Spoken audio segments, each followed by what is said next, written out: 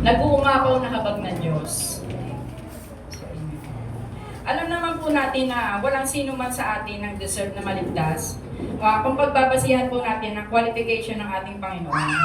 Ngunit sa kanyang habag ay bukas palad niya tayong tinanggap at tinuri niya tayong kanyang anak, kahit tayo mga makasalanan. So isang magandang patotoo po rito ay ang aking sariling buhay, kung gaano po ako pinahabagan ng Panginoon. Siguro alam ko pa marami na pong nakakilala sa aking buong pagkatao noon.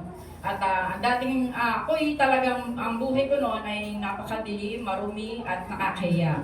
Pero hindi ko dapat ikahiya na ipatotoo sa inyo dahil dito ko maitataas ang pangalan ng Panginoon. Yung kung sasabihin ko po sa inyo lahat ng aking pagkatao noon.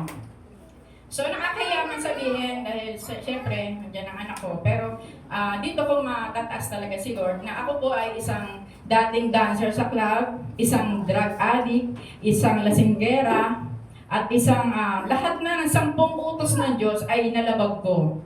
Pero pati nga pagpatay dahil nga syempre nakapagpalaglag ako noon. Pero eto ako ngayon sa harapan ninyo nagpapahayag ng salita ng Diyos dahil sa habag ng ating Panginoon. So itong aking buhay talagang isang patotoo na kahit napakaruming mong tao ay kayang baguhin ng Panginoon. Ayan. Sabi nga po sa Panaghoy 3:22 to 23. Baka medyo malito kasi ako, may sulat ako dito. Tapos meron, hindi ako sanay. Dito na ang habag ng Panginoon ay hindi nauubos. Ang kanyang kaawaan ay bago tuwing umaga. Dakila ang kanyang katapatan. So, amen.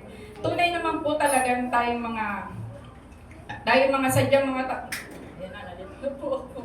Sorry, Lord Spirit, tulungan niyo ako. Amen. Sorry.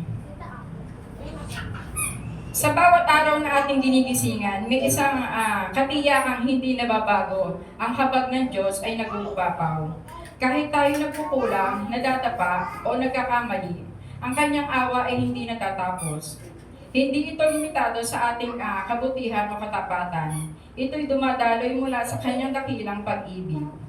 May mga panahong nakakaramdam tayo ng mga bigat sa ating pagkakasala o panghihina.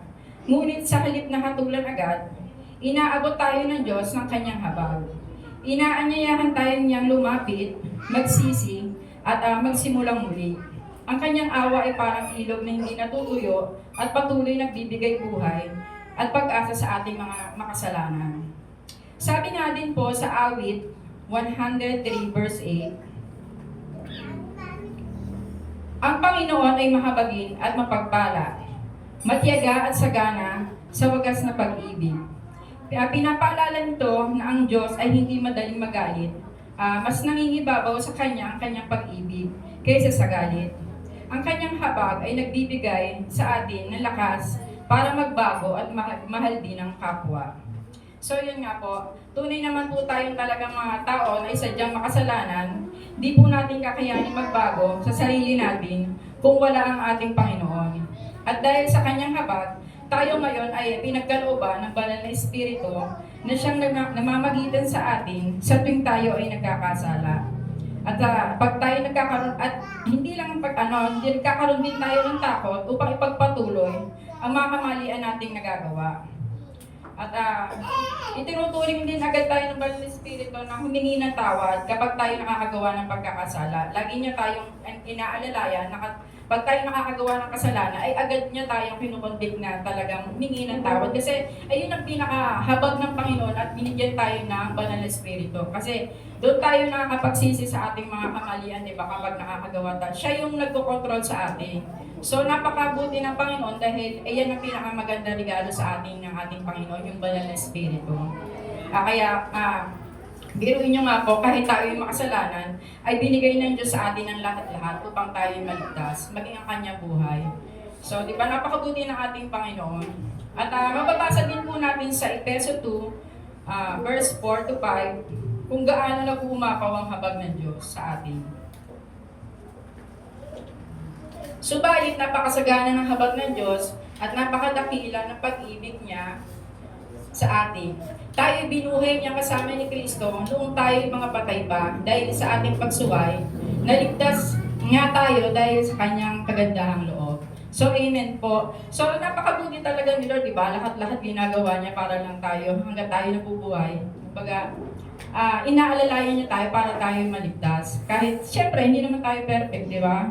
Kahit tayo tinawag na ng Panginoon, nagkakasala pa rin po tayo. Pero, nandiyan ang banal na Espiritu upang gabayan tayo nga para humingi ulit ng tawad. At hindi na tayo namumuhay. Although nagkakasala tayo, hindi natin pinamumuhay ang kasalanan dahil syempre, nandiyan na yung Holy Spirit.